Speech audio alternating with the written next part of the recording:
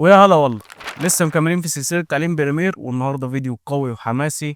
والنهارده هنتكلم مع بعض عن الصوت، وهنشوف مع بعض في الفيديو ده ازاي اخلي الصوت عندي يبقى احترافي ويطلع باحسن نتيجة. ده غير ان احنا هنشوف مع بعض ان انا لو نصور الصوت لوحده والفيديو لوحده ازاي نقدر نعمل لهم انلايز وندمج الاتنين مع بعض. بس كالعادة قبل ما نبدأ ما تنساش تعمل سبسكرايب لايك وشير، وتنزل تكتب لي تحت كومنت، وهتلاقي لينك الانستجرام بتاعي تحت في الديسكريبشن. ما تنساش تروح هناك تعمل لي فولو. هتلاقي دايما بنزل ريلزات مختصرة ومعلومات سريعة تقدر تستفيد برضو منها. وخلونا نشوف الفيديو. طيب انا لما باجي اصور فيديوهات عامة بصور دايما الفيديو لوحده والصوت لوحده، فهنشوف مع بعض ازاي نقدر نحسن جودة الصوت وازاي نعمل انالايز للصوت والفيديو بحيث ان الاتنين يبقوا ماشيين مع بعض. فخلونا نسحب الفيديو الاول ندخله بريمير.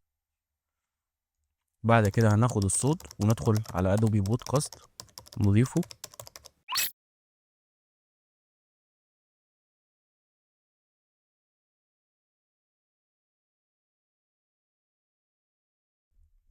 طيب بعد ما خلص معانا بالشكل ده هنتأكد ان احنا واقفين على الصوت بتاعنا، وهنبدأ نقلل التأثير على حسب الخامة بتاعة الصوت بتاعتنا وعلى حسب المايك بتاعنا.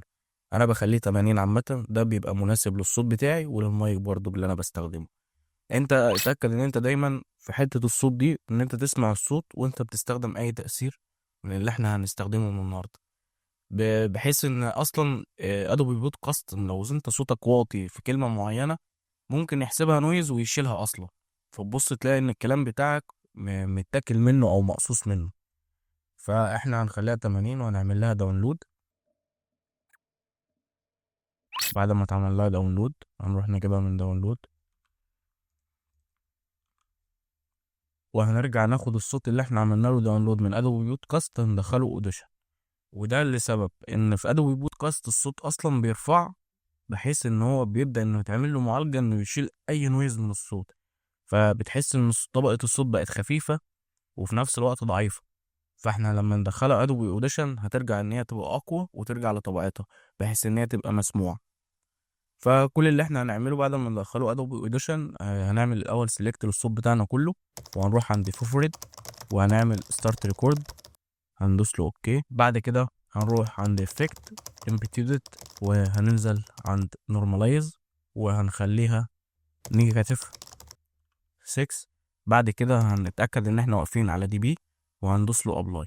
بعد كده هنروح تاني على افكت امبيتيودد وهننزل عند سنجل باند وهنتأكد ان اول رقم نيجاتيف 12 والرقم اللي بعده 4، وهنرجع ندوس ابلاي.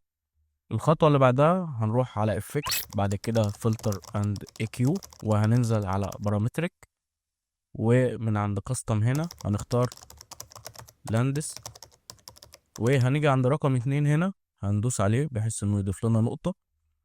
هنا انت مهم جدا ان انت تسمع الصوت بتاعك بحيث ان انت تقدر تظبط عليه اللو والهاي.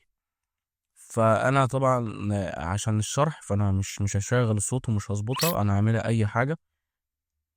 بس انت لازم تتأكد من النقطة دي ان انت تشغل الصوت وانت بتظبط اي حاجة بحيث ان انت تعرف الصوت بتاعك وصل لفين وشكله عامل ازاي. فاتأكد من النقطة دي كويس. بعد كده هندوس له ابلاي.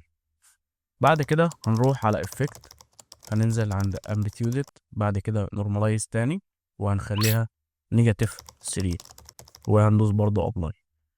وبكده نكون خلصنا التأثيرات بتاعتنا. فهنروح عند فيفوريت، بعد كده هندوس له ستوب ريكورد وهنسجل البريسيتس بتاعتنا.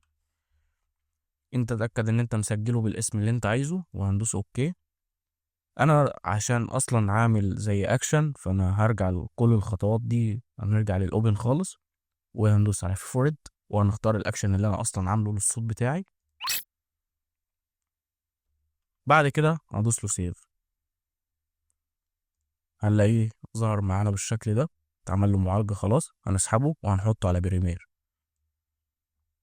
في الخطوة دي عشان نخلي الصوت ماشي مع الفيديو كويس فاحنا هنعمل سيلكت للتلاتة وهنرجع ندوس كليك يمين، هنختار الاختيار ده، هنتأكد ان احنا واقفين على اوديو تراك وهنبقى برضو متأكدين ان رقم 1 وهندوس اوكي. بعد ما خلص معانا بالشكل ده هنرجع نكبر التايم لاين بتاعنا، نظبط الفيديو على الصوت،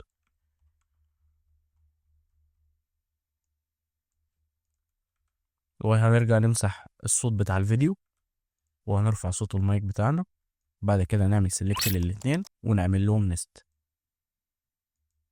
وبكده هيبقى الصوت بتاعنا جاهز مع الفيديو، وهيبقى مطابق مع حركة الفيديو او مع طريقة كلامك انت. وده كان كل حاجة شرح النهاردة، ورب اكون قدرت افيدك واوصل لك المعلومة. ولو استفدت ما تنساش تعمل سبسكرايب، لايك وشير، تنزل تكتب لي رأيك تحت في كومنت، وما تنساش تروح هناك على انستجرام تعمل لي فولو، ولو عندك اي سؤال تقدر تبعته لي هناك. واشوفكم على خير الفيديو الجاي. سلام.